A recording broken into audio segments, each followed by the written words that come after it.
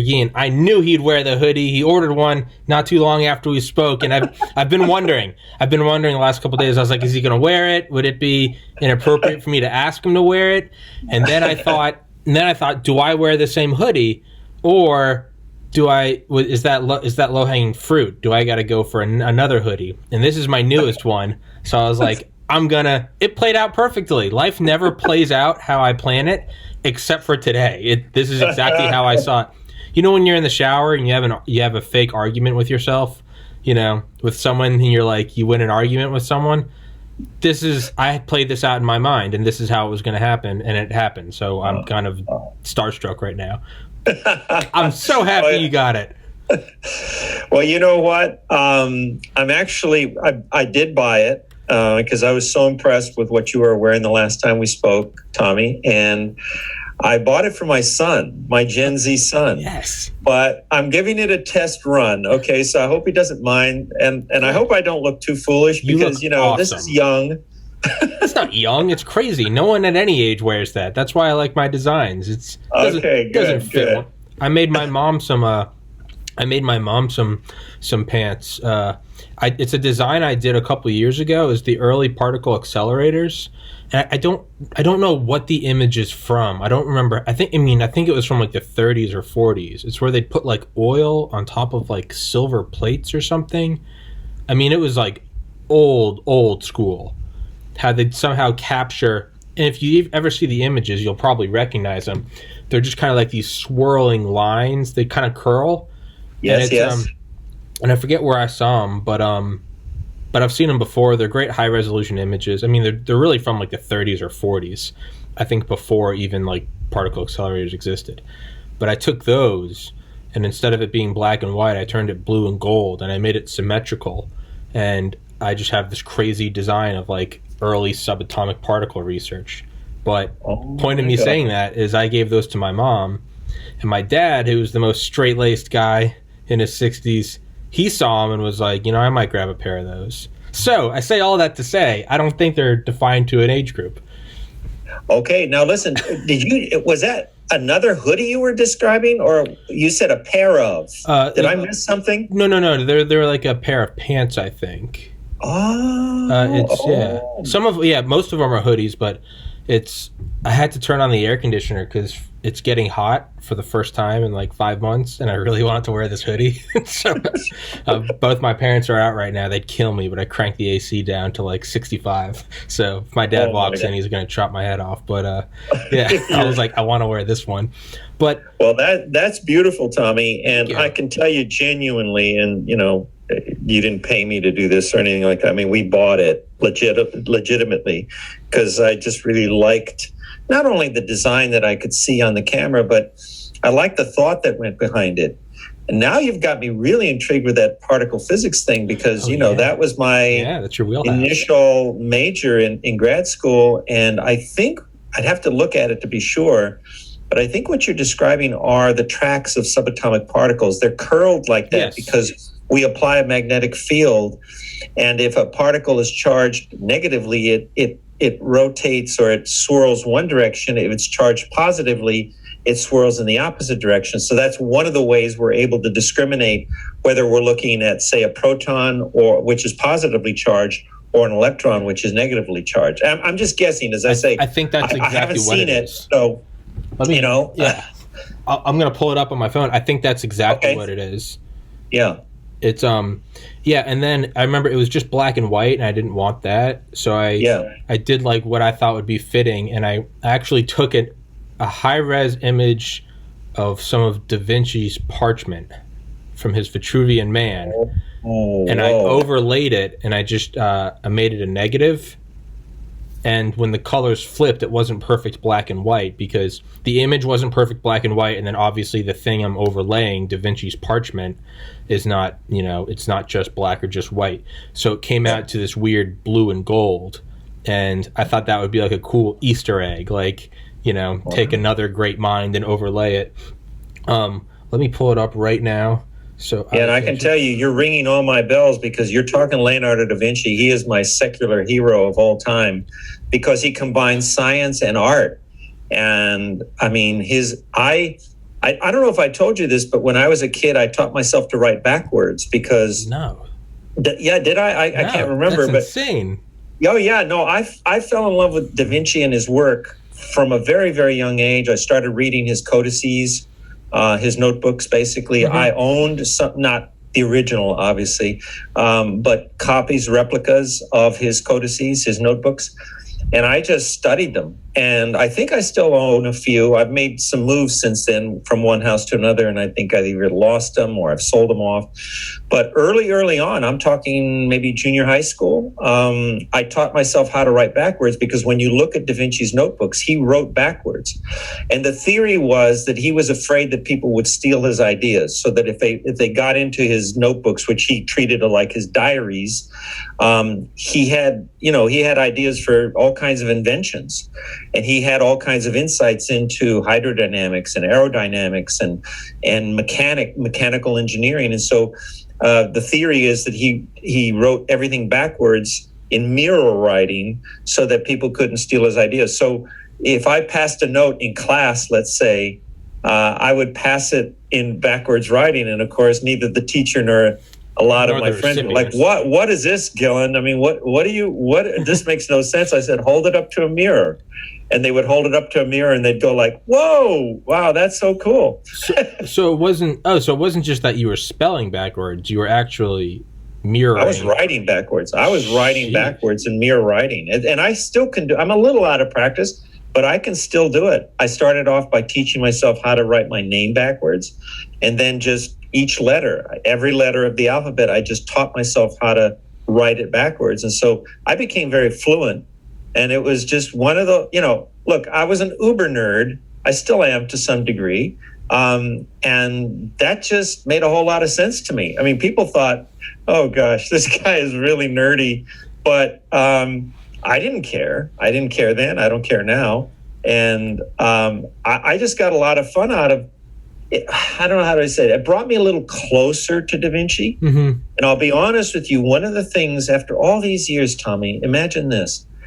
I have been all over the world to I don't know how many countries. I've been to the North Pole, the South Pole, as you know, the bottom of the Atlantic Ocean, blah, blah, blah.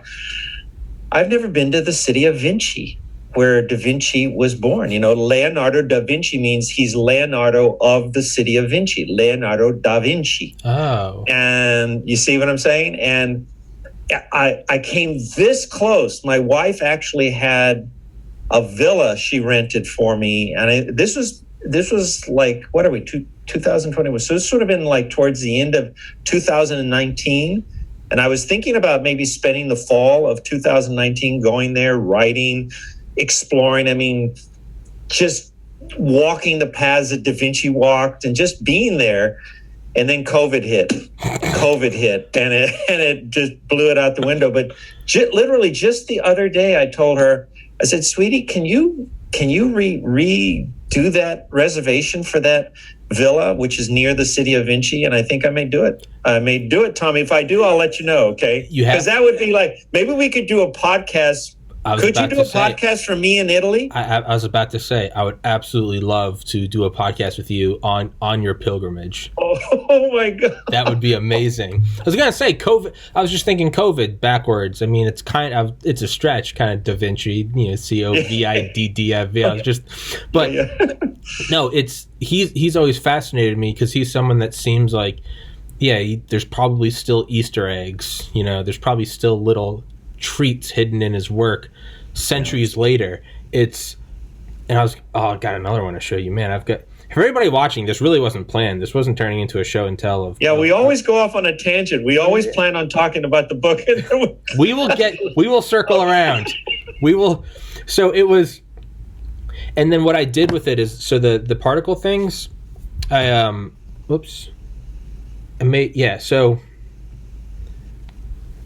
know. Let me see. Oh, what? Hold it up there for a second longer. I don't know if you can see. Wow, Tommy, that is just insane. You know what? I think that that wasn't you, was it? Was it like a male model or something? No. That's not me. That's like that's an artificial rendering. Okay. It puts it onto one person now. I'm not that good looking. All right. Now listen. I think and again, I'd have to check it out, but I think what you got there, or what you based your design on, were what we call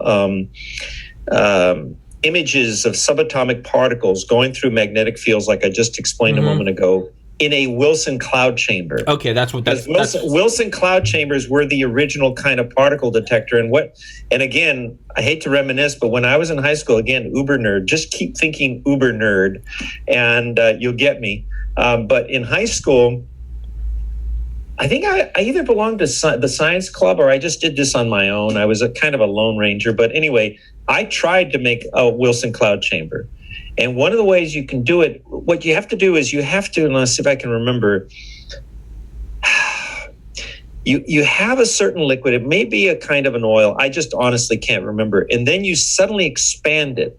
And the point is, you kind of almost supersaturate, or you create a vapor inside this vessel, that if a particle happened, like a cosmic ray just happens to shoot through it, it will leave a little contrail, like an airplane leaves a contrail in the upper atmosphere. Okay. And that's what you're seeing. In those are the tracks that the subatomic particles leave. And I just think it's so cool. You have just such a great imagination. That's why I enjoyed talking to you last time. And I told my wife, I said, Tommy's just a really special guy. And here you go with you know what? I don't know if I want to see those pants, because I may have to buy a pair. Well, I'm gonna kill you, because I actually do have a Da Vinci design I was gonna show you. Oh my gosh! Seriously, go ahead. I'm literally gonna go grab it out of my closet because I have it. Dr. G, you got a monologue for 20 seconds. Oh, okay.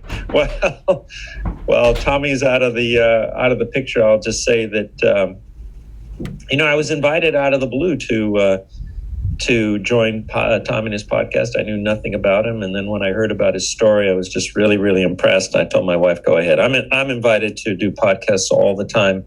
I've got to limit the time that I do it in, because otherwise I wouldn't get my work done. But Tommy and I had such a great time last time, and he's a really impressive young man. So I can't wait to see what he's come up with this. With this Da Vinci design, but I almost don't want to see it, because I don't want to spend more money. But anyway, we'll see what happens. Anyway, and I'm sorry, I'm supposed to fill the dead air, and pretty much said what I had in mind. So I'm going to just sip some of my hot tea here, and hope that Tommy comes back quickly and doesn't get lost somewhere. He said he went off to get in his closet, did he say? Okay, but that Egyptian hoodie that he was wearing, that Egyptian hoodie that you was wearing is really cool too. Is that Tutankhamun? Yeah. Is that King Tut? Yeah. Yeah, I went to Egypt. You know what? No, I can't keep telling you stories, because we'll never get to the book. But one day I'll tell you about my excursion to Cairo. And I actually saw the mummy of Ramses II, which is supposedly the pharaoh that Moses confronted when Moses was commanded by God to let the Jewish slaves free.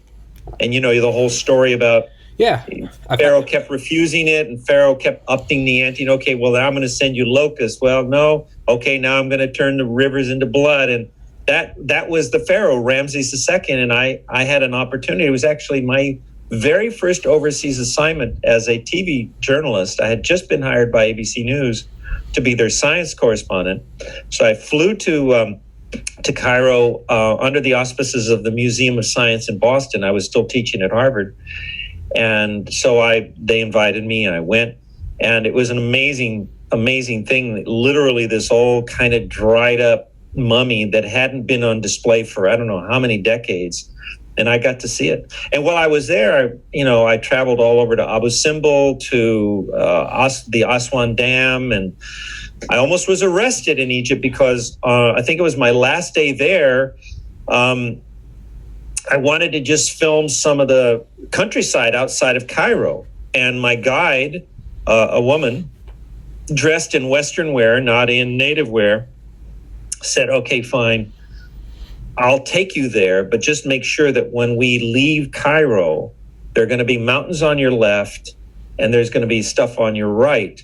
Don't shoot on the right because there are military installations. Just keep make sure your cameraman just keeps shooting left out of the car as I'm driving out of Cairo. I said, okay, that's cool. I'm fine with that.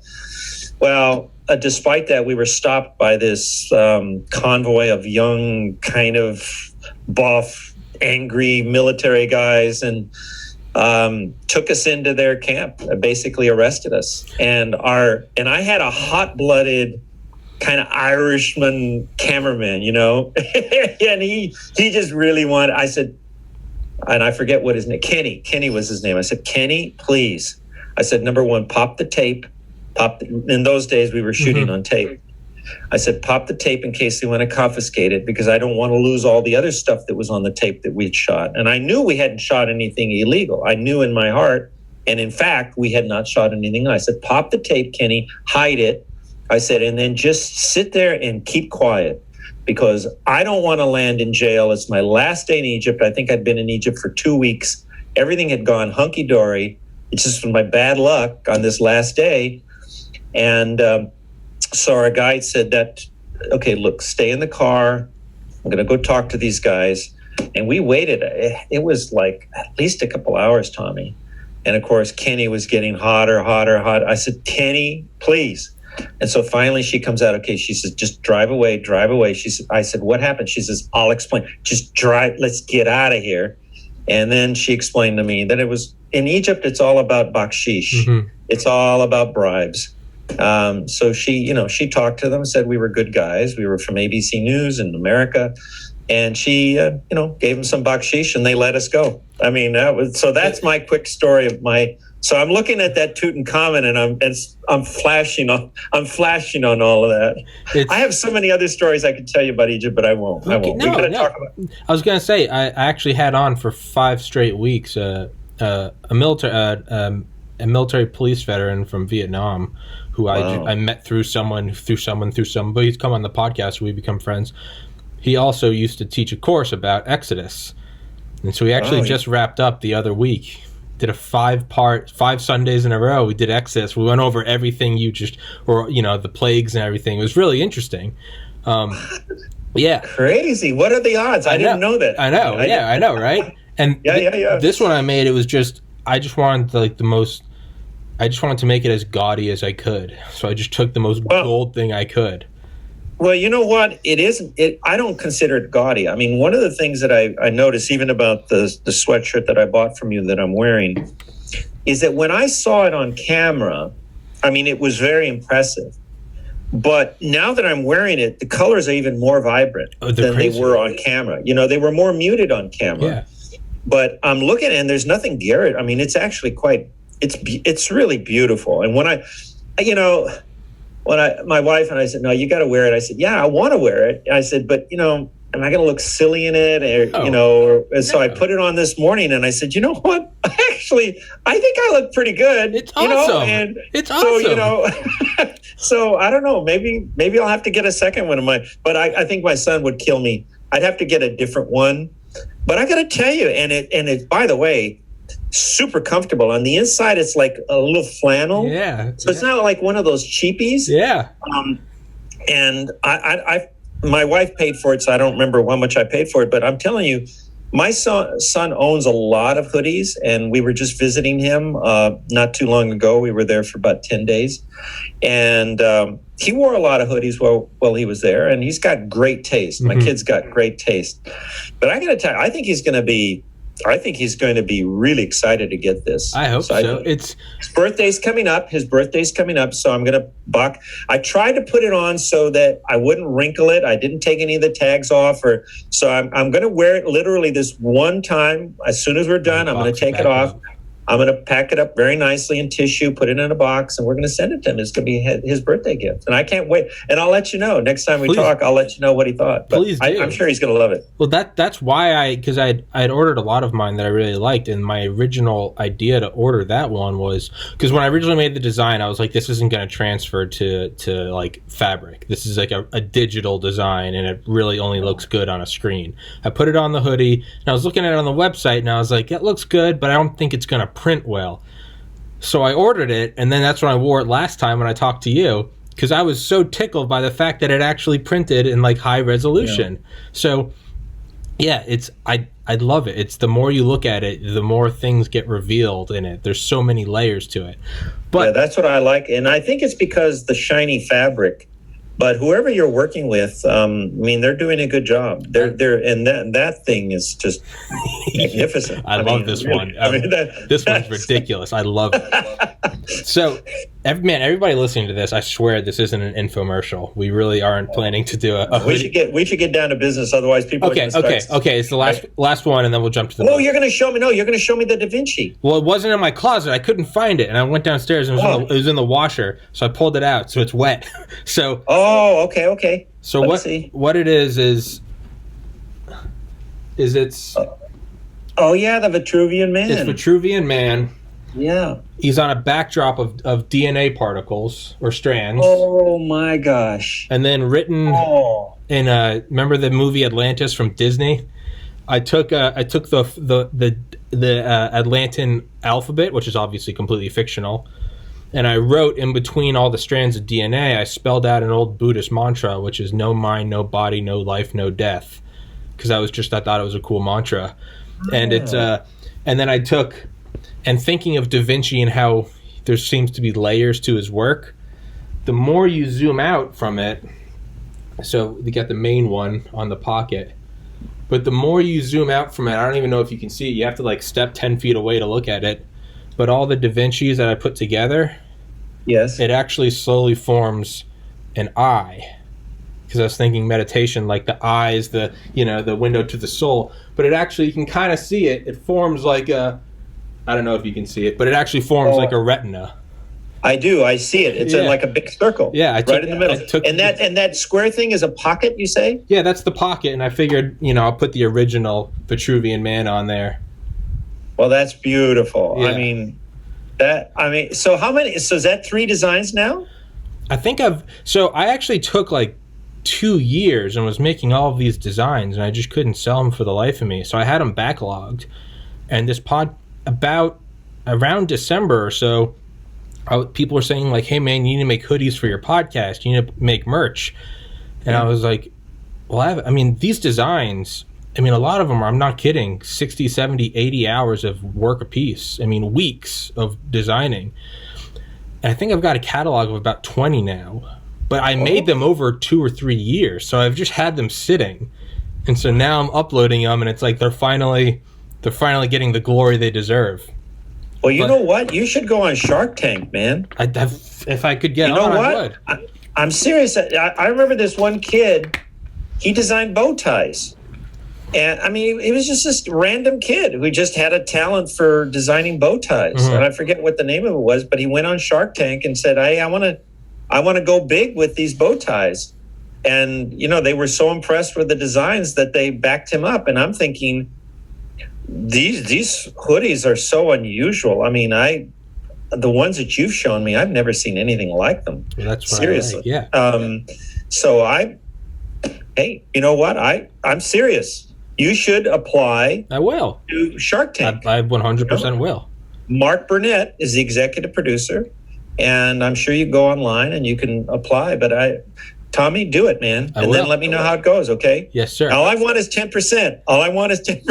You can have 10%. That's what No. I'll take 10% to Dr. J. No, my reward would be to see you succeed with these hoodies because you deserve it. These are really... And I'm not surprised you spend that much time. These are not slapped together. Even the one I'm wearing... I keep seeing new things in them. So good luck, but let me know. But yes, sir, please do that. I think, yeah, absolutely. All right. So let's talk about jump into the book. Well, let's do it. It only took us 25 minutes. But your book, The End of Life as We Know It, it's one thing I think about a lot. The more, I'm only 30 years old. I remember 2000, early 2000s. I remember like the click wheel iPod. I remember the touchscreen iPod. I remember getting an iPhone. And now, now I'm on a 2-year-old, relatively old computer, but it's a MacBook with a 4K webcam. And I've got a 4K TV right here. And I've got all this stuff that even 10 years ago was just, you couldn't imagine it. And like what I'm doing, think about it. I'm making designs on an iPad with images that I've pulled down from 4K and 8K websites to use as editing. I've put it on a website run by Shopify with no overhead, so I don't actually have to buy anything. They only get made as they're purchased. Wow. Doing a podcast, uploading this high-res, high-fidelity audio to YouTube, BitChute, Rumble, and Spotify. Finding guests such as yourself through Gmail. All of this stuff is happening from this like 5 by 5 foot area. I'm manipulating, well, I mean, that's all of reality is ones, but I'm manipulating truly just pixels and data points, and I'm doing this whole thing, and it's actually turning into currency, and it's having a real effect on my life. Yes. This is just a microcosm. We're approaching, just like the first chapter of your book, this is listing off titles of articles. It's a beaten to death phrase, but I mean, we really are approaching a brave new world. Like, we are approaching the technological singularity. I mean, it is the end of life as we know it. Like, it's getting, deep. I saw a deep fake of Tom Cruise the other day. Yeah. Yeah. And I had no idea it was a deep fake. I was wondering what was so special about the video. I was like, it was like Tom Cruise like meeting Joe Biden in the Oval Office. And I was like, it was at the top of Reddit, and I was like, it's just Tom Cruise. And then I went down, it's like, man, I can't believe this is fake. And to me, that is what really kind of gut punched me. I was like, reality is slowly becoming indistinguishable from the synthetic cyber world we're creating. And that's what, for all the listeners, that's what your book really illuminates. It's not just, can we fit more terabytes of data into a smaller point? Like, that's all the physical side of it. Like, the cultural side, what we experience as reality. I wake up, I go to work, I go get food, I stay on the right side of the road, I hold the door. Like, our societal structure itself seems to be fraying at the edges. And that doesn't necessarily mean in a bad way, but I mean, it's coming apart faster than ever before. Yeah, it is. And, when I decided to write the book, Tommy, I didn't want it to be a downer. Mm-hmm. I didn't write it to depress people. Mm-hmm. I just wrote it to inform people because, the old saying, forewarned is forearmed. In other words, I think that as we dive deeper into the 21st century, people need to be aware of what's going on. And I would even go so far as to say, given what I document in the book, and, I forget how many footnotes there are, but it's like, here, it's like 1,000 footnotes. So everything I say in this book is not my opinion. Mm-hmm. It's not, I mean, it is happening now. I would say the brave new world is already here. Mm-hmm. And every day that I wake up and read the headlines, it just reinforces everything that you're reading right now in the headlines, whether it's on the internet or whether it's genetic engineering or whether it's surveillance and privacy and facial recognition or automation and computers and robots. It's all in this book. And it astonishes me now. I mean, I wrote this book a couple of years ago, but it is now so relevant, more relevant. This is a book that is becoming, sometimes you'll write a book and then it becomes less and less relevant with time. This is a book that is becoming more and more relevant with time. And you've read it, you know what I'm talking about. I'm just reflecting on the fact that you're 30 years old. So you would have been born, what, about August 1990. Okay, how ironic that it was in 1989 that Tim Berners-Lee, who's now Sir Tim Berners-Lee, right, conceived the idea of the internet. Now, I described myself earlier as an uber geek. Tim Berners-Lee was just like that. I mean, he was working at CERN, which is this kind of atom smasher near Geneva, Switzerland, with his little cubby hole. You can imagine him just sitting there, this kind of nerdy guy with a messy desk and just thinking about particle physics and all that. And he came up with this idea of having basically a digital library of information. And he showed his idea to his manager, and the manager kind of poo-pooed it and said, just go back to work. I mean, you're wasting your time. You're wasting mine. This is stupid. And then it was like, 2 years later in 1991, when you were 1 year old, that the internet was actually launched. And can you imagine that everything that we're doing right now in this podcast, everything you described a little earlier as possible, happened in your lifetime. Your lifetime is a chronicle of the things I talk about in this book. Amazon started in 1995, for goodness sakes, when you were 5 years old. Jeff Bezos, this adopted kid, he'd worked on Wall Street. He'd been kind of a financial wonk, not particularly noticeable. He would have come and gone, but he had this idea of selling books on this brand new internet that had just been created, right? Less than 5 years old. He wanted to sell books to people all over the world, and he did it out of his garage. And that simple idea now has become the Amazon that all of us use now. And so so much of what I document in this book has happened in your lifetime. It is not ancient history. Although what I do, as you know, I divide up the book into 4 parts. First, it's the internet. Then it's It's artificial intelligence. And the third section is about surveillance. And then the fourth section is about genetic engineering. Each section is started with a chapter I call memory lane, going down memory lane, because I want people, especially young people of your generation, to understand that this stuff just didn't happen overnight. There were things that go back in time that led up. So for example, the internet. There was precedence for the internet. There was a whole chain of events that happened that led to that bingo idea that Tim Berners-Lee had in 1989. He didn't just dream it up out of nowhere.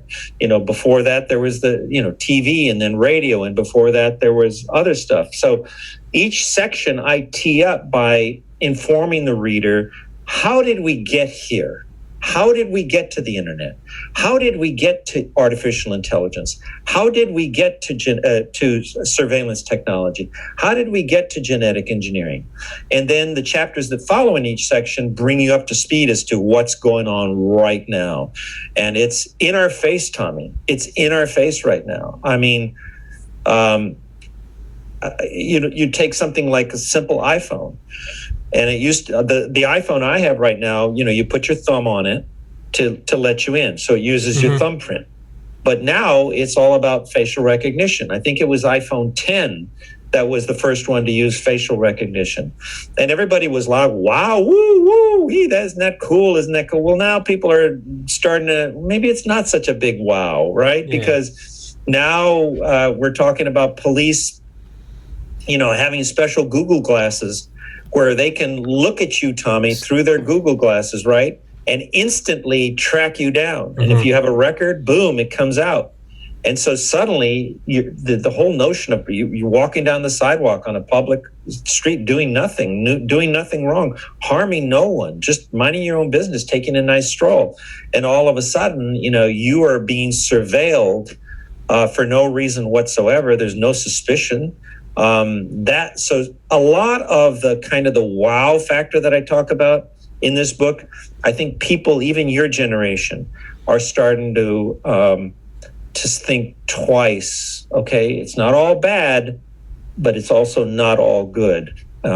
So that's what I tried to do. I call it a survival guide for the 21st century, because the more you understand what this technology can and cannot do, the better you're going to be able to protect yourself and your loved ones. I mean, I talk about vacuum cleaners, and everybody would say, well, like the Roomba vacuum cleaner, a lot of people got them for Christmas this past year. Hey, I got a Roomba vacuum cleaner. I had a friend who says, hey, I got a Roomba vacuum cleaner. A self-propelled vacuum cleaner that just goes around your house, and you can just sit there playing video games while it vacuums your house. And you think that's cool. Well, I talk about that, and there are elements of that are not so cool, that are very invasive of your privacy, or things that you wouldn't. The headphones that you use, Bose headphones, you wouldn't think, well, what's the big deal? I'm just wearing headphones listening to music. Well, there's stuff going on behind the scenes, even with those headphones, like with the vacuum cleaner, you're not aware of. You need to be aware of it to protect yourself. I don't know if I told you the story when we moved from Nashville to Texas, which is where we live now, we live north of Dallas, I left our TV behind because the person who bought our house said, hey, we had a big old LED TV in the living room. And they said, okay, can you leave it behind? I thought it would be kind of chintzy of me not to, given how much they paid for the house. I'm like, no, I'm going to nickel and dime you. I'm taking the LED TV with me. Like so I left it behind. Taking the ornaments too. Take the ornaments too, like the Grinch, right? But so when we got to Nashville, one of the first things we wanted to do was to have a big LED screen TV. They had a perfect place for it.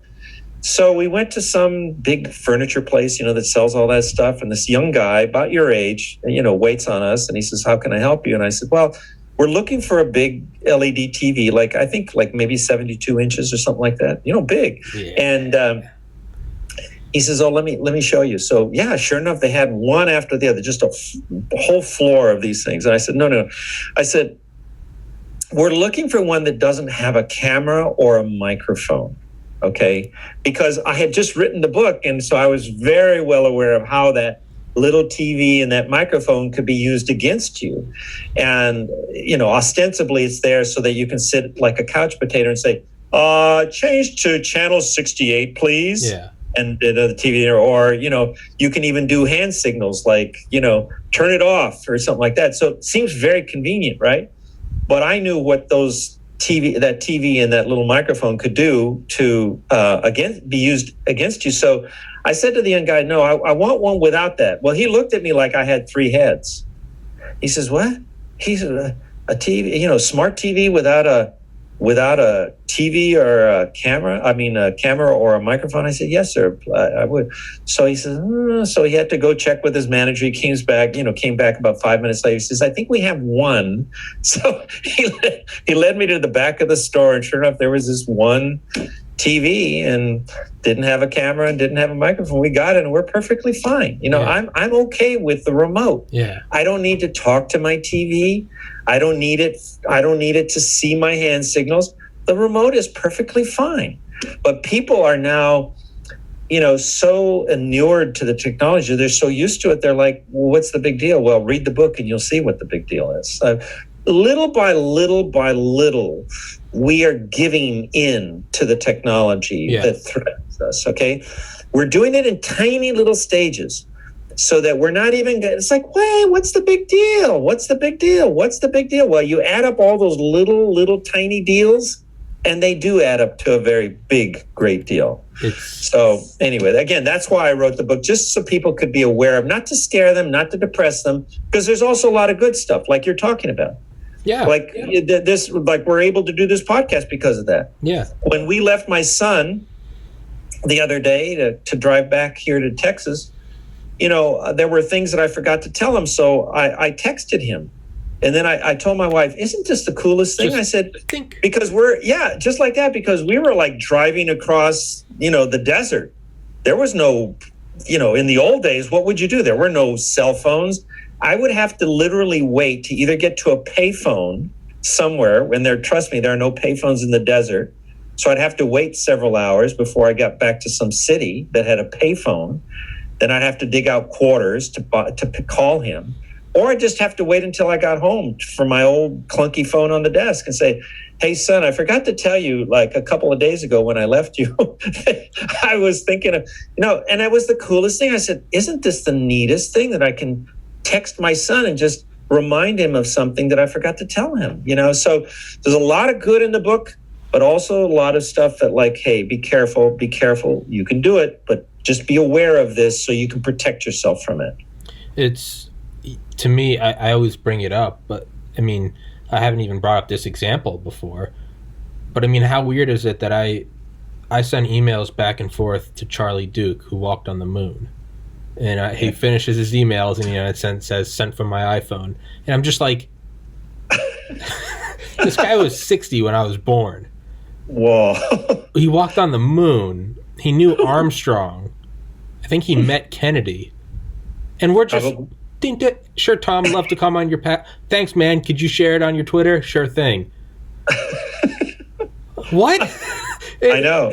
It's absurd. And real quick, I was going to say, everything you're talking about. Well, first point, these things that just happen. You said walk down memory lane. Ray Kurzweil, who I know you're familiar with, his book, The Singularity is Near, he has the best analogy, and I read it in high school, but his analogy that I love is that these technological booms, the big thing, touchscreen phone, internet, FaceTime, whatever, Instagram, GPS, Uber, they're all like tsunamis. The tectonic plate shifts and there's a displacement of water.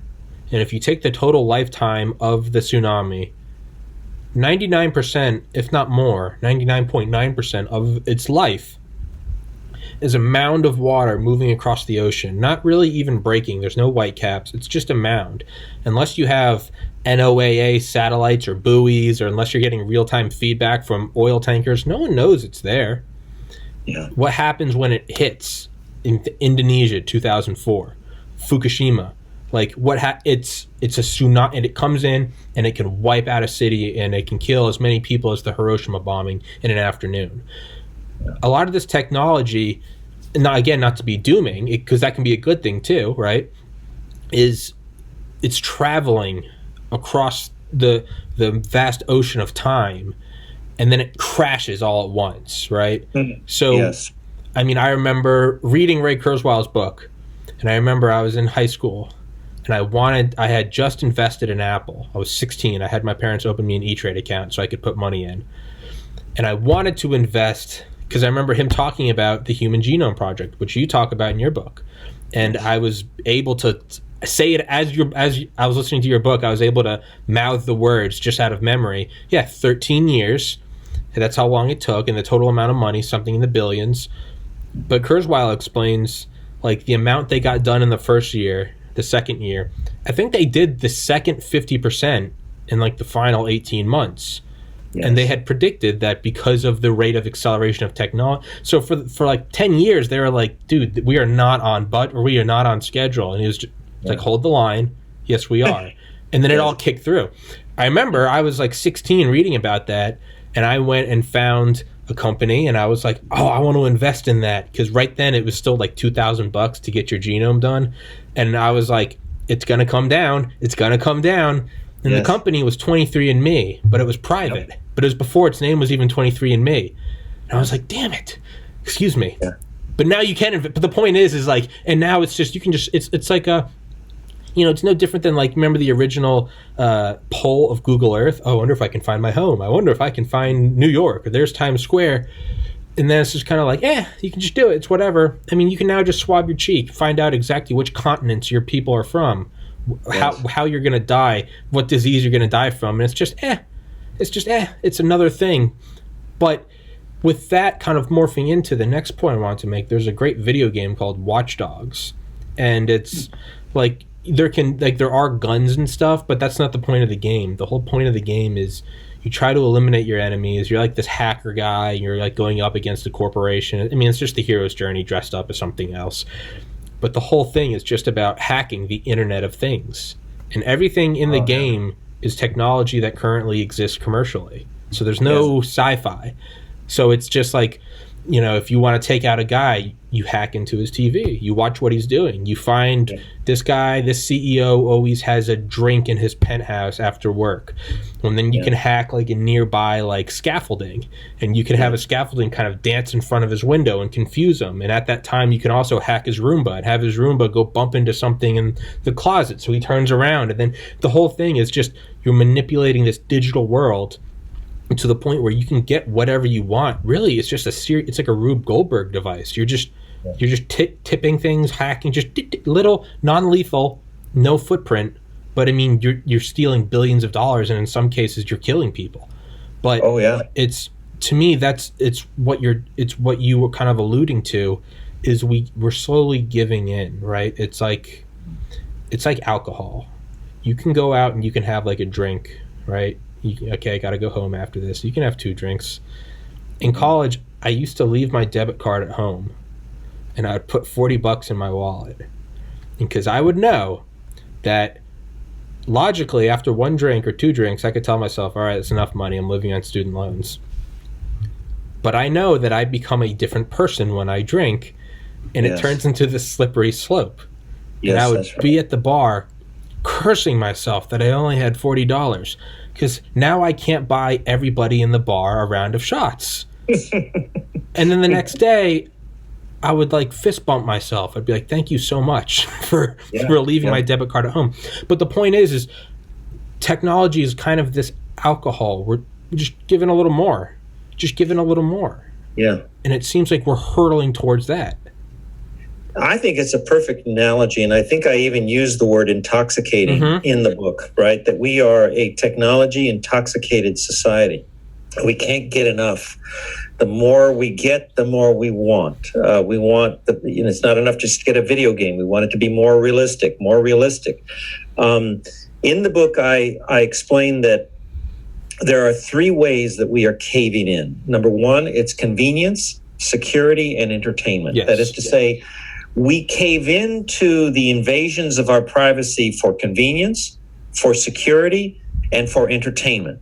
So going back, what you were talking about with that, I guess it was the video game, the hacker. Yeah.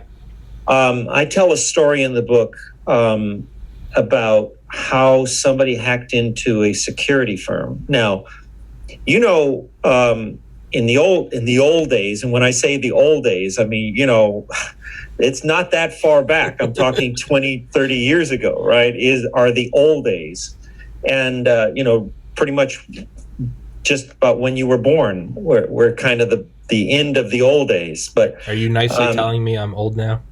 No, that was before you were born. I'm coming into the old age. Now listen, in the old days, only like companies had security cameras, warehouses, places where there was maybe sensitive stuff going on and they wanted to protect themselves.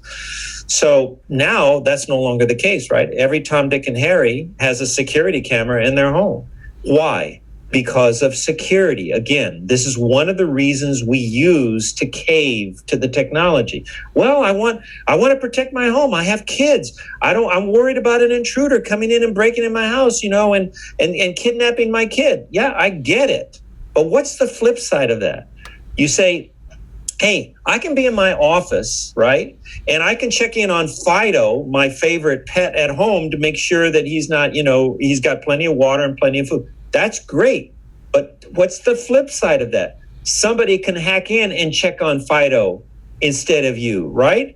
Everything you can do from your smartphone, a hacker can do. Mm-hmm. So you can check in on your wife, your kids, your Fido. You can increase the temperature of your house, lower the temperature of your house. You can turn on the coffee maker whenever you want, all from the convenience of your iPhone. Great. But what's the flip side of that? A hacker could do exactly the same thing. They can hack into your system and do all those things you find so either convenient or you do because you are security minded. So again, this is what this book is all about. It's just not saying don't do that. Don't get that smart coffee maker that you can control from your iPhone. I'm just simply saying just understand that everything you find so convenient about the technology, so will a hacker find very convenient. So I tell the story of a guy who basically hacked into one of the biggest companies selling these private security cameras. And he was able basically to get the video feed of people who had video cameras in the bedrooms of their child's home, and their babies are sleeping in the thing, and the hacker can see it. And then went ahead and published all the addresses of all these places. I mean, this is the flip side of the convenience and the security that we use as excuses for caving to the technology, and people simply have to be aware of that. It's, again, that game Watch Dogs. That's one of the opening montages. It's like your teddy. Is it? It's like your teddy bear, that you use to watch your kid.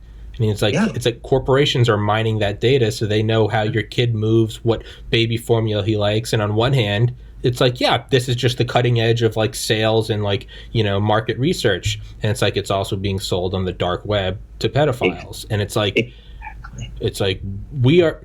I mean, it's the knife edge. It's the knife's edge, right? It's the butter knife. Do you use the butter knife to toast the bread, to use it to kill your mother. And it's like, as we move forward, it seems like the knife is getting bigger and bigger. It's the nuclear bomb, or the power of the atom. We can power, Eisenhower, atoms for peace. And you also put it on top of 70,000 warheads. And, it's this whole, and it's we could use it to go to Mars and use minimal energy. And it's okay. And it's like, we could also, the KGB can use it to poison its enemies. And it's, I remember when my parents first got an Alexa, Yes. Me and my dad sat there like chimps who discovered fire. Alexa, how tall is Mount Everest? Alexa, who was the 10th president? And we were just like morons. And we're watching this thing, and then you kind of forget about it. But then every once in a while, you remember it's still there, and the microphone is still there. And it's the most unique thing I always find is when I do an episode, like we're doing today, not even uploaded, not search engine nothing where I input data. If I put the title of this as, the whatever, coming technology, whatever, and I put in, today's episodes with Dr. Guillen and the search engine optimization keys, maybe it's technological singularity, progress, 5G, Brave New World, key search terms. I get where that gives me feedback, where maybe I get an advertisement for Brave New World. Like, sure, I get that. I put in data. Maybe even just uploading the episode. Sometimes I'll upload episodes with no title, no nothing, just to see what happens, and it will still give me feedback. What I have found is even if I don't upload the episode, just the recording of you and I talking right now, there has to be something unique that I don't talk about every day. So maybe Da Vinci. I might get an advertisement for the Da Vinci Code. I would bet my life on it. Before I go to sleep tonight, I will see an advertisement for the Da Vinci Code, and I will see something for a cloud chamber, and I will see something for, I don't know, maybe televisions, maybe a new TV. Is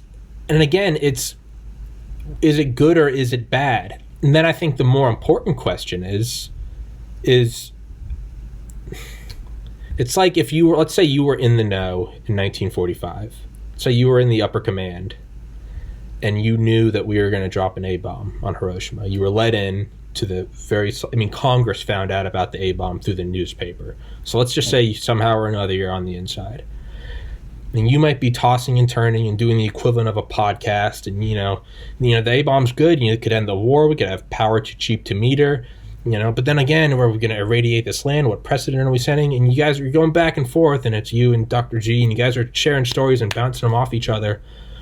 But ultimately, one of you sobers up and says, do we have a say in this? And it's no.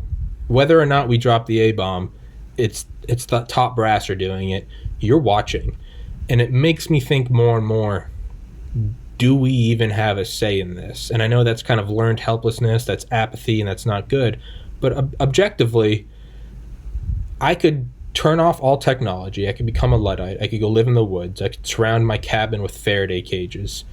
And I could do nothing. I think the world is just going to keep flying towards this cliff of genetic engineering, nanotechnology. Does this discussion even make a dent on that? Does it even move the needle? Well, you've asked the very question that I asked towards the end of the book. The big question I pose in this book is, are we headed to a great future or a grim future? That's the question. Is our future going to be great or grim? And to what degree do we have the power to determine that? I think some of the things are beyond any individual. But I do suggest that by informing yourself, you can influence the direction of our future. You can determine to a very great degree to whether our future is going to be great or grim.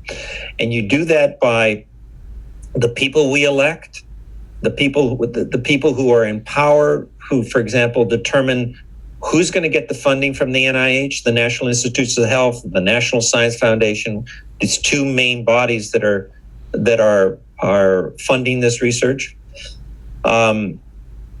Today, it's not just those. We have now billionaires like Jeff Bezos and Richard Branson and Elon Musk and so many others who are funding a lot of this research.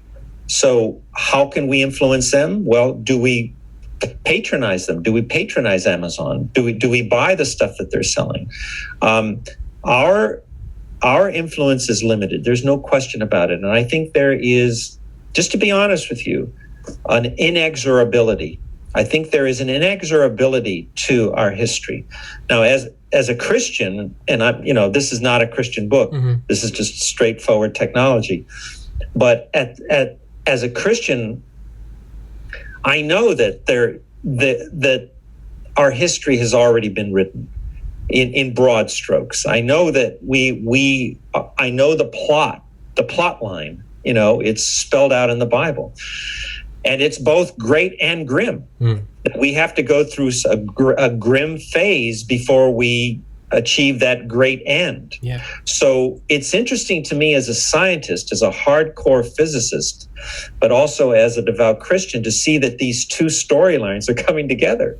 That science is actually playing a role in enabling the very narrative that is spelled out in the Bible. I would have never guessed that in a million years. There is nothing more terrifying than the idea what you just said about Amazon, right? And it's like, yeah. And then the question comes, well, just don't purchase from Amazon. Well, now we have this whole COVID thing where unless you are an Amazon or a Walmart or a Netflix or a whatever, you're not going to survive. It means that there's a limited number of places you can shop now just because they're the only ones that exist. Yeah. Well, now what happens is, right, starting in Israel and I believe South Korea, but I know for a fact in Israel, the green passports, meaning you have to have your COVID vaccine passport in order to enter places, in order to shop places. Yeah. I mean, is that not the mark of the beast? I know. Is that not a digital money supply? Yeah. And you can't partake in the world. Yeah. Man, if that's not... Tommy, that is what fascinates me as a scientist and as a Christian, because, you could take the point of view that the Bible is an obsolete book of fables, and there are people who believe that, right? So if you, in fact, you believe that, then the Bible has no relevance. Whatever the Bible has to say has less and less and less relevance with time. But just the opposite is happening. If you really take the time to study this old book that people just want to shrug off because it is so old, you will discover that it is actually more and more relevant. You just cited an example of the mark of the beast that the Bible speaks about. Now, put yourself in the shoes of somebody who lived, say, 2,000 years ago and read that. It's like, hey, how can that happen? The world is a big place. Yeah. How can you possibly commandeer an entire world population to follow, to dance to your tune? How can that be possible? And at the same breath, they would say, how could two people at opposite ends of the earth communicate simultaneously? Yeah. It's all nonsense, it's all not. But the fact is, just the opposite is true. I'll give you another example of how the whole notion of the mark of the beast, this climate global world leader, is becoming more and more credible, not less and less credible. And I tell the story in the book. I think it must be in the second section where I talk about, or maybe it's I forget. I think it's the section I talk about in surveillance, where I talk about the Internet of Things and all this sort of thing. I talk about this company, and it's not an isolated example. I just give this as an example of what's going on now. A company, I think it's in Wisconsin, in the Midwest. So this is not even in some extreme part of the world. It's like the Midwest, for goodness sakes. And I guess they make these kind of employee respite places. Like, let's say you live... You know what I'm saying? Let's say you work in a big company and you work on the assembly line. Well, every now and again you get a break. Well, where are you going to go? This company creates break rooms for employees. So there are vending machines, there's tables there, you can just relax, maybe a little TV set. They design all of that, right?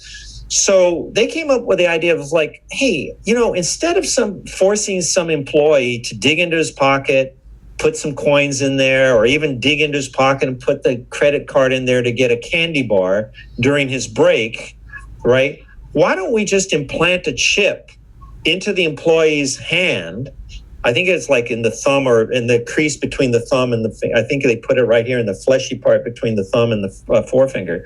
Let's just put a chip there so that they can just kind of get near to a vending machine, and the vending machine will spit out a candy bar and the chip will keep track of it, and it's connected to the person's bank account so that we can debit the cost of the candy. And all this sounds, again, so convenient. Remember, there were three things: security, convenience, entertainment. These are the ways we're caving to our technology. So here's a perfect example of how much more convenient it can be. I've got a 15-minute break. I don't have to go looking for my wallet or worry about carrying change. I just kind of wave my hand over the vending machine and it spits out whatever I want, right? So I quote the CEO of this company as saying this, this has worked out so well for our employees. They can now let themselves into the building without having to swipe a card. They can just wave their hand and the chip in there lets them in, identifies them, right? Very convenient. He says, now we're starting to think we're going to expand this now. So we're going to put a little GPS element into this chip. So now we can keep track of where each employee is at any given moment. Oh my God. Do you see where this is going? Again, it's little by little by little. It starts with something that sounds so incredibly convenient. Wow. And then it starts getting darker and darker and darker. And here's the answer. Our future is not going to be either great or grim. It's going to be a combination of both. Mm-hmm. The question is it going to be 70% grim, 30% great, or is it going to be 60-40, 50-50, or the other way around? And each of us can influence it. I mean, there's an inexorability. This stuff is going to happen. The question is, how much influence are we going to allow it to happen? And that's where you and I do have some power. You and I can rise up and say, you know what? Enough is enough. We're not going to allow these microchips anymore. And we can elect people who will pass laws that make it illegal to do that, right? I want to read to you from, just before I was coming on, I wanted to refresh my mind, because remember, I wrote this book a couple years ago, and I'm like, I got to be, fresh for Tommy, right? So I'm going to try to read this without my glasses, but this is Zuckerberg in 2016, okay? So this was just like 5 years ago. And he is making the announcement that Facebook is going to have an element called Facebook Live. Okay, Facebook has already existed for some while. Now he's announcing this new feature, upping the ante, right? And this is what he said in his announcement. Live is like having a TV camera in your pocket. Anyone with a phone now has the power to broadcast to anyone in the world. When you interact live, you feel connected in a more personal way. This is a big shift in how we communicate, and it's going to create new opportunities for people to come together. Now, doesn't that just sound like a big kumbaya moment? Wow, we can all now, if you're in Paris, I can see what your life is like, and so I can empathize with you, and I can show you what life is like here when I'm eating my cinnamon bun at my breakfast. This is how we eat in America. It all just sounds so warm and fuzzy, right? And this is how technology insinuates itself into our lives, right? It's got to sound good. Either it's got to sound convenient, it's got to sound good for our security or for entertainment, or again, just this kind of kumbaya moment. In less than a year, when Facebook Live got launched, and I tell grisly stories in here, some young woman, very troubled young woman, broadcast on Facebook Live her suicide. Okay? How does that fit with Zuckerberg's kind of rosy, but this is going to bring us all together. Now we can all come together. It's going to shrink the world and we're all going to get along. No, that technology sells itself to some degree, Tommy, and I hate to say it because it sounds harsh, but it's true. Technology insinuates itself into our lives with a big lie. And that lie is usually, it's going to sell you convenience, security. It's going to sell you security. What did I say? Security, convenience, entertainment. Security and entertainment.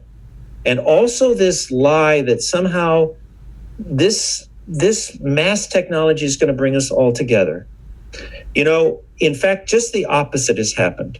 If you look at the internet, and I try not to do this anymore, if I'm reading an article, let's say on the internet, I'm tempted to read the comments, but I almost don't want to. That's the real entertainment. Is the comment section. It's not the video. It's the comment section. It's absolutely entertaining, but it's horrifying. Oh yeah. I remember when a pastor called T.D. Jakes. He's a very well-known black pastor. Has got a huge ministry, right? The Washington Post invited him to write an op-ed about something. I can't remember. And I attended an event where T.D. Jakes was speaking, so I heard this story from him firsthand. And he said, okay, sure, I'll write an op-ed for the Washington Post. It's a pretty big opportunity. The op-ed was posted online, and he went to read it. He was all excited. Wow, here's my op-ed on Washington Post. And then he read the comments.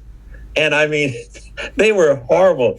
And he was horrified. And he called the editor at the Washington Post. He said, oh my gosh, wow, what is this? Wow, I didn't let myself in for this. I mean, I thought I was just going to write an op-ed. And she said, don't worry about it. It happens to everybody. And it's like, why have we what's happened is that people like Zuckerberg will promise us that this technology is going to bring us together. It's going to create brotherhood and sisterhood and peace and love and joy.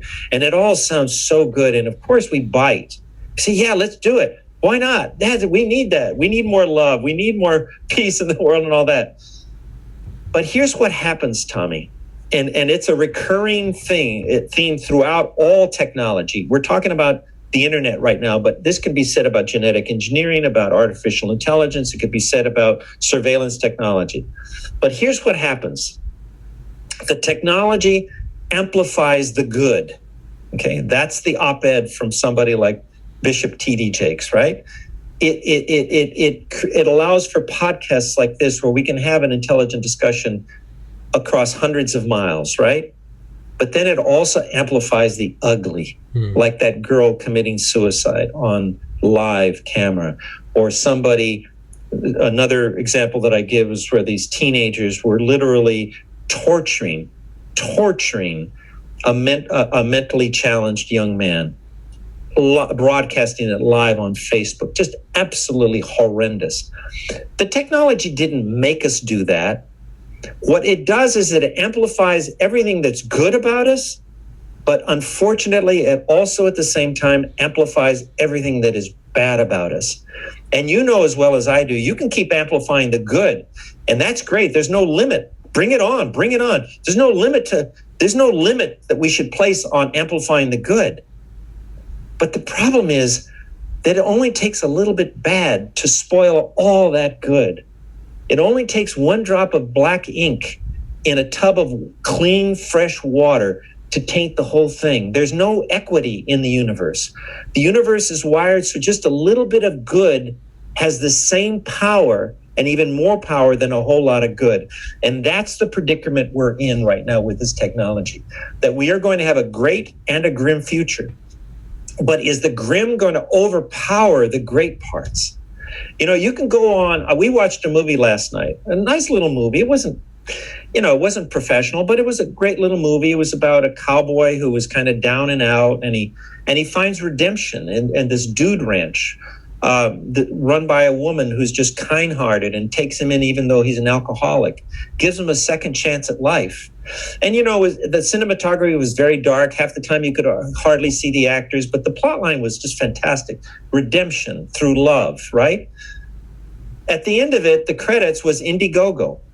So this, in other words, it was a crowd-funded movie. And I suspect just based on, because I've produced a movie using millions of dollars and I know what it takes to make a good movie, my guess is that they probably made this movie for like $100,000 or less, maybe even considerably less.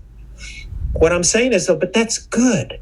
That's a good use of the internet, that you can go online and say, hey, I want to make this great movie with this great redemptive storyline. It's going to make people feel good. It's going to give people a good feeling who feel like they're at the end of their rope and life is just not worth living anymore. And so enough people said, yeah, I'm in. And I'm going to give $20, $50, $100, whatever it is. That's the good part that the internet amplifies. But at the same time, the internet is amplifying all this garbage, all this dark. You mentioned the dark web. I talk about the dark web in there. The stuff that goes on in the dark web is horrifying. So where is this all? It's not a great or grim. It's great and grim. The only question is, will the grim overpower the great? Or will enough of us who are rooting for the great do what it takes to help the great overcome the grim? And right now, it's going to be mostly up to your generation, my son's generation. I'm trying to do I'm trying to do my part by writing the book, just by, hey guys, this is what's going on. It's not the brave new world is around the corner. The brave new world is at your front door knocking. The brave new world. I used to tell my son when he was younger and he was just getting into the internet. I would say, Bubba, I said, you think you're in your bedroom and you're on the internet and you think nobody's watching what you're doing. Guess again. There are all kinds of eyeballs that are watching what you're doing. You're leaving a very visible track. It's like an animal just leaving a track in the forest. You think you're in the forest by yourself, but you're leaving this track. I said, you may as well just open the front door of our house and invite the world in, because that's exactly what you're doing every time you log into the internet. That is what you're doing. You're opening the door wide of your bedroom, your basement, your living room, whatever. You're opening it wide and you're inviting the world in. And you can only keep your fingers crossed that most of those people you're inviting in are good. But all it takes is one bad actor to really mess up your life. And so this is the dilemma that I think we face, Tommy, in a nutshell. Whatever we're talking about, whether it's the internet, surveillance, artificial intelligence, genetic engineering, it's both great and grim. And it's going to be up to us to determine what proportion of which is which. That, in a nutshell, is the challenge we face. It seems that one thing I always I ask myself a lot is, has the world always been this balance, and is technology shedding light on it? It's the world's getting crazier. It's getting, people are being, and it's like, or has it always been this absurd? But now you don't grow up in a hut and never travel more than a mile from your house. But if it was 1,000 years ago or whatever, and there was, Channel 5 news, every day you'd be like, and Genghis Khan's army, used catapults to throw the heads of his slain enemies into a village. And you'd be going, I can't even believe this. And you'd be sharing it on Facebook, and you'd be going, what happened to just growing up and finding a partner? And instead it's, Adolf Hitler, up to 6 million Jews are now missing. You'd be like, oh my God. But yeah, is that the case? Or has it always been this, and now we're just shedding light on it? And that can be good and bad. Is there now if it bleeds, it leads. The mind the mind has evolved to take note of the negative. Because when you grow up in a tiny village and it's, sure, everything's good. Yeah, he brought firewood for everybody, and, she skinned an animal, and, it's all good. That guy got eaten by a tiger. Everyone remembers that. And it's this tiny little neighborhood of whatever village of 50 people in some primitive historic era. You all remember that, and it's important to remember that, because now when we see tigers, it's like, no, don't go near the tiger. But you only have that one experience, and it's, it's a percentage of all experiences, and it was probably a set percentage, just law of averages, throughout millions of years. But now we have the same mind that is with the same evolution, and it's now poised at a spot where I'm still in this small village, right? We still, humans have 100 to 150 a person social circle. We still have the same social circle, but we don't just hear about the one tiger. We now hear about every tiger in every village across the world. So we're getting this jacked up, negative feedback and we're going, oh my God, it's all so bad. But is it? Is it just shedding light on it? And then you can go into thinking, is that good, right? We shed light on it, and now are we all going to see it, and are we all going to start acting better? Does the little bit of evil force all of us to be that much better because we have to overwhelm, right? 1%, one drop of ink, a bathtub of clear water. Without that one drop of ink, would every water droplet strive to be clear? Would it just be, it's murky? Or because we know that one drop of ink can be so negative, do people now strive to be that distilled clear water? Do we have to be better because the world is so screwed up? I don't know. And is, again, kind of the talk between us two, getting ready to bomb Hiroshima. Is there much we can do? Is this just how the world goes forward?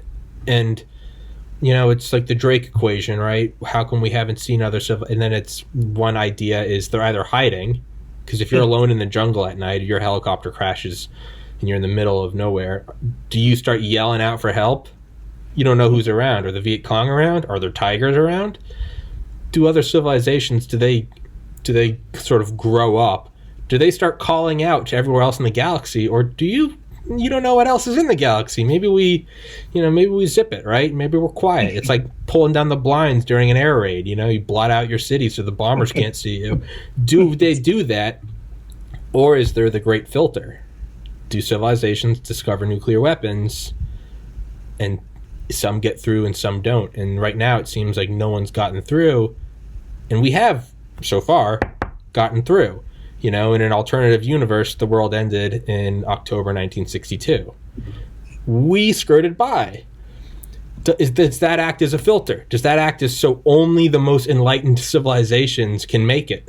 Is that part of it? It's, we're coming up to this brave new world. Is life extension going to jump into the thousands of years? Are we going to colonize Mars? Are we going to, have godlike AI and CRISPR and nanotechnology? And does the negativity, is there a filter that you get to a point and it's like you now have to be such a clear bathtub that you put up a barrier to those droplets of ink?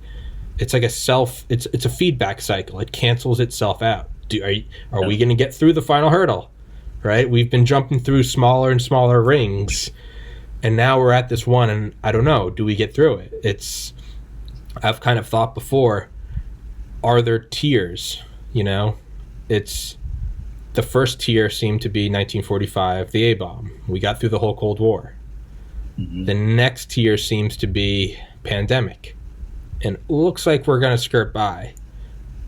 I mean, are there it's like pre-med. Are there weed out classes? Are there OChems and molecular biologies? And the universe filters out, and it's only those worthy can, I guess, transcend into the singularity. Is the 100 med school seats for 10,000 applicants? Is that what the singularity is? And are you going to get through it, or are you going to not? And it's, who knows? I was going to say, it sounds like, don't let me keep you, by the way, because I can keep going forever. I don't want to. No, but hold that thought. Sure. Before you move on, I'm listening to you, and I think you're asking a really great question, Tommy. And as you were asking that question, are we going to make it into the next tier? Are we going to survive the nuclear age? Are we going to survive the age of the internet? I was thinking of Arthur C. Clarke, the very famous science fiction writer. And he said something that has always stuck in my mind, and it's this, and I think I have the quote pretty well down. He said, "It remains to be seen if intelligence has any survival value." I'm going to repeat that. It remains to be seen if intelligence has any survival value. And of course, he's referring to the theory of evolution, which simply says that, nature will inevitably favor traits and qualities that enhance your survivability, and will weed out traits and characters that you might have that diminish your chances of survival? I think that is exactly the question you're asking. And by the way, Frank Drake was on my thesis committee at Cornell, and I took classes from him. So I'm very familiar with the Drake equation. I mean, I learned it from the man himself at the blackboard, when he's writing it out. It's awesome. And that is, it's called Fermi's paradox. Mm-hmm. Fermi's paradox is, okay, we expect so many intelligent civilizations to exist hypothetically in the universe. So where are they? Yeah, where is everybody? I mean, where is everybody? Where did everybody go? They're all MIA. So, and I think you explained it very eloquently. Is it because they're hiding? Is it because they have already self-destructed? That, inevitably, maybe remember we were talking earlier about the inexorability. There's a certain inexorability about where we're heading with this technology, and none of us can really stop it. At most, we can try to manage it, 70% great, 30% grim, whatever. So is this inexorability played out over and over and over in solar systems all over the universe? In other words, are there creatures on other planets having this very same podcast, who find themselves in exactly the same situation we're in, who are seeing this technology escalate and endanger us, even as it enhances our survival, even as it enhances our lives, it also endangers our survivability. I mean, all it takes is, a handful of well-placed nuclear weapons, and we're gone as a civilization, right? I mean, we can have all the most wonderful podcasts. We can have all the most wonderful charitable giving online, all the Indiegogos in the world, right? All the beautiful text messages flying between loved ones. But all it takes is 12 of these hydrogen bombs, and boom, it's over. Done. That's why I was saying a moment ago about that drop of ink has so much power. How do we manage the ugly power of the grim part of where we're heading? And so I think of Arthur C. Clarke asking that very same question that you are now asking. Does human intelligence, will we find out at the end of the game that human intelligence had survival value? Or is it our intelligence that is doing us in? Because we're monkeying with something ultimately that we really don't understand. So that at the end of the day, we're like a kid playing with a box full of dynamite. We don't get what we're doing. We're so proud of ourselves. We give ourselves so much credit. We're so conceited about what we know, but we're not humble enough to admit what we don't know. And in the end, that's what gets us. And again, the Bible says, what is it? Haughtiness before a fall. In other words, pride goes before a fall. So is that going to be the story? Is that going to be the epitaph on the tombstone of humankind? Pride went before a fall, that we were not humble enough to be careful with this technology, to manage it up front. I don't know. I'm not wise enough to find out. But we will have some power in determining that. When they were testing Ivy Mike in 1951 or 52, the first hydrogen bomb, which was basically a small building, it wasn't deliverable, not important to this. There were actually bets amongst the scientists on the ships, the USS Estes, and then there was like a bunker like 20 miles away. Some of the scientists were actually, they had bets. Would it light the atmosphere on fire and burn the whole world? Yeah. The best of the best, working for DARPA, they're going, I think there's about a 10% chance this is it. I mean, is that not the kids with the dynamite going, light it? How far do you think you can throw it before it goes? I don't know. Billy's got a great arm. And it's like, in hindsight, you're like, if that went off, it's not that you guys have a couple scratches. You're done. It's going to blow your limbs off. The concussion's going to kill you. But they're just, all right, Billy, you can throw a mean spiral. So light it, go. And it's like, is that where we are right now? And I was going to say, it's kind of like what you said, the amplification. That is Captain America. The whole point of the serum they inject is what it does is it amplifies your most dominant traits. So they don't want the strongest guy in boot camp because he's kind of a bully. He's kind of a jock. What they want is this guy that jumps on grenades. There's this guy that always puts everyone else before him. He becomes Captain America. They inject him with the serum, and his traits become amplified. But it got me thinking about what you said just now. Yeah, does intelligence have a survival value, right? Fitness, capital F. Like, does it increase our ability to have offspring? Overall, I mean, I don't know. I mean, what's interesting, Tommy, and I see we're approaching an hour and a half, so maybe we can wrap it up, kind of wind down. And I hope we can have more conversations like this, because I really love it. You have a say in the matter. We're having more. Good. Just a couple of random thoughts. If you look at the highly developed, I have like three things I want to say, and I want to make sure I don't forget. But the first thing is that if you look at the industrialized Western world, that is to say, arguably the kind of the most intelligent parts of the world, right? These are the highly educated people, the highly educated population centers. Their fertility rate is going down.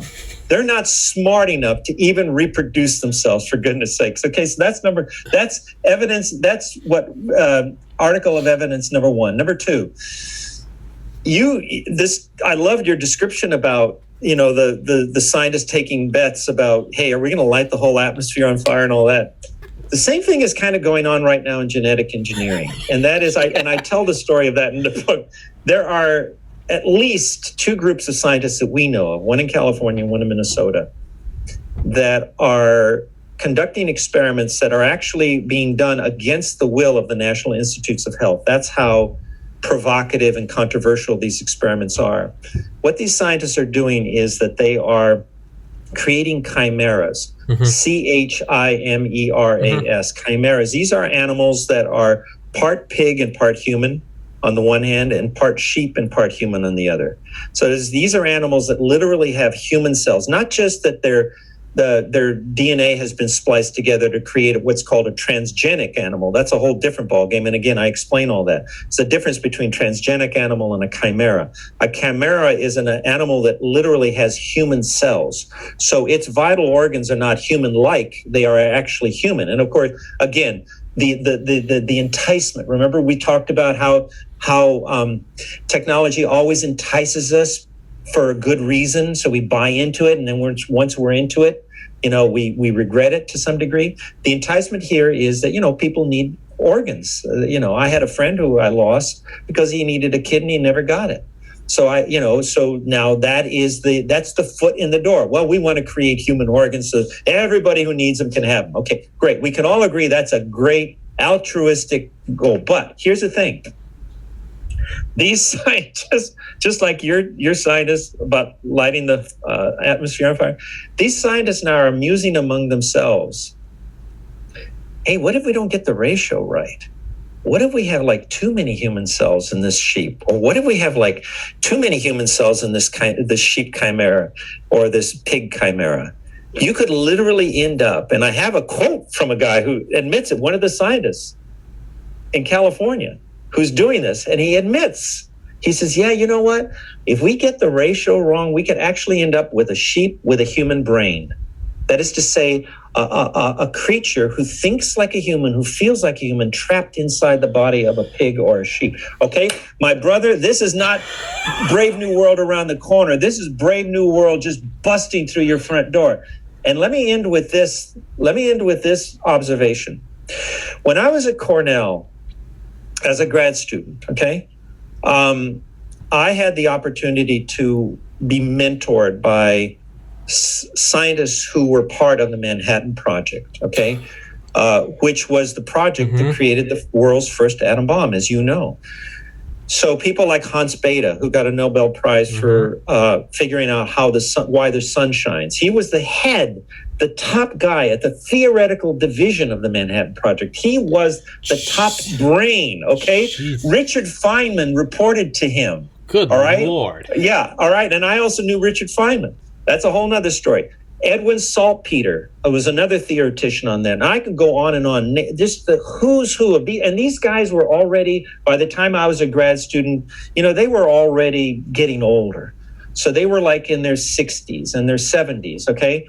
And what I found, and this is what I want to leave you with and your listener with, is almost without question, without exception, these scientists who helped create the first atomic bomb, because they knew it was going to end the war, and it did. So that was the good thing. That was the great thing. But the grim thing is that they realized afterwards what they had created, what they had unleashed on the world. And to a person, those scientists had enormous remorse. And they did everything. They became, they joined peace groups, like the International Union of Scientists, and other groups like that, who are now advocating for peace. And they're just so racked with guilt. And we're seeing the same thing now. And I talk about the guy who invented the the thumbs up thing on Facebook. He regrets it now because he realizes what he unleashed on the world, because people will now do heinous things just to get thumbs up, just to accumulate likes. And now he disavows himself from the invention. He says, I am so sorry that I invented this thing. We're seeing the same kind of remorse recapitulate itself now, Tommy, with the technology that is being unleashed now. So what does that tell us? Rather than do something willy-nilly and then feel bad about it afterwards, how about this? How about giving it some thought before we do it? Just because we can do something doesn't mean that we should do something. And that's why I wrote this book, because I think the more people in your generation, especially the young people who are going to lead this world, you're going to be a leader, Tommy. You already are. You've been through a tough journey in life, but that's part of your journey. And I really believe God intended you to go through that, because it toughened you up and that wisened you up, okay? That's part of your journey. That's not anything to regret. You're going to be a leader. And I want people like you and your generation, my son, I want them to be fully aware. I want them to go into this brave new world with their eyes wide open, not with their head in the sand. Because if your generation goes into this brave new world, the 21st century, with its head in the sand, okay, then it will be 100% grim. It will be a 100% grim future. Our only hope, Tommy, is that you and your generation of leaders are going to help bring some greatness to the future and to tip that balance so that maybe it is 90% great and grim and only 10% grim.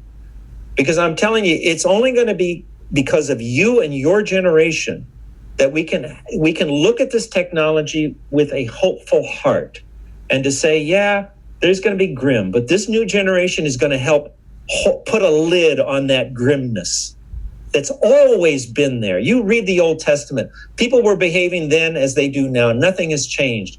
But because this technology is amplifying the bad, the grim, we need you and your generation to put a lid on it, to suppress it, and let the good that comes from this technology overwhelm that grim.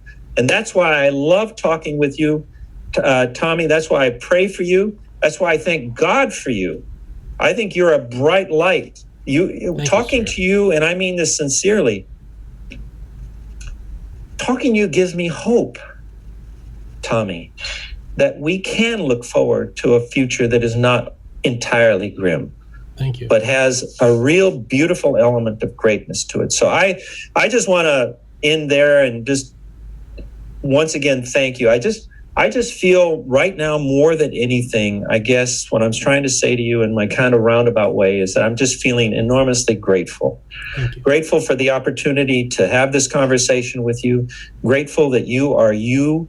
Grateful that you have found these just wonderful creative ways to express the gifts that God has given to you. And I don't know if I'll live long enough to find out, but I do believe you have an awesome destiny. And I just want to keep encouraging you to put one foot in front of the other and keep moving forward and not backwards, because you're going to be a blessing, not just to me, but to the entire world one day. And I want to thank you for that. Thank you, sir. Absolutely. That means the world to me. And, well, I don't think we can't have more conversations now. I think it's our duty. I think we have to do more. Let's do it. Well, you know who to call, the chief, my wife. Just set it up and I'll be there. Yes, sir. I was going to say, before I lose track of this thought, and then we'll cut off on this. Yes. Is the escape clause of the drop of ink in the tub, does evolution select for, is there an out? And is that breaking away and settling a new planet and creating a separate tub of water? So if there is a drop of ink and it spoils that one, you have a backup. Is that what the universe selects for?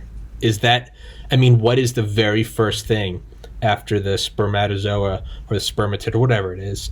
Spermatozoa. It goes into the egg or the oocyte or I can't remember. It's been oocyte. Yeah, you got it. You're not forgetting. What's the first thing it does? Splits into two. Yeah. Is Earth? Are we going from Earth to Mars? Is that the very first? It just happens on a billion-year scale instead of every second. Are we the cell? Are we going through mitosis and meiosis right now? Wow. You know? I mean, think about it. What does it do? It shoots out fibers. Everything starts separating. What are we doing?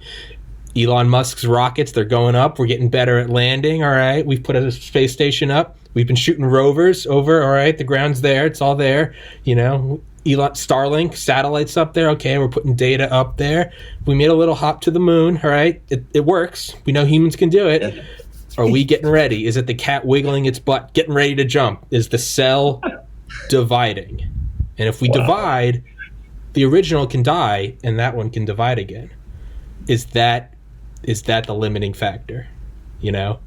Can I tell you? I'm going to send you. That's a brilliant question. And let's pick up our next conversation with that question. But before we do that, Tommy, I'm going to send you an op-ed I wrote a few years ago for Fox News on this very subject. And what I'm asking you to do is to please read that op-ed so that let's start our next conversation with that, just ask that question again, but having read that op-ed, because that is a very profound question you're asking. And that deserves its own discussion. All right, my brother? So you have a great day. Yeah. Oh, also, we didn't even touch on it. I did listen to that podcast episode you sent me about the tuning forks, but we'll save that for the next. I loved it. Okay. I loved it. I thought it was brilliant. I loved it. But we'll save that for the next episode. Dr. G, I say this from the bottom of my heart. I love you, man. You're a cool guy. I got nothing but love for you. It is a special thing to talk to you. I ended up talking to Miss Carvis. We exchanged emails. Yes, so we established that. So truly, from the bottom of my heart, I have nothing but love for you, Dr. Guillen. So thank you very much, sir. Your book, The End of Life as We Know It, on Audible. I'll put it in the description. It's fantastic. It's a little bit terrifying, but it's enlightening is what it is. There is no opinion. There is no agenda. You just lay it out. These are the facts. And part 3, we will get back to it. Thank you, sir. God bless you, Tommy. Love you back. You as well, Dr. G. Thank you so much. Goodbye.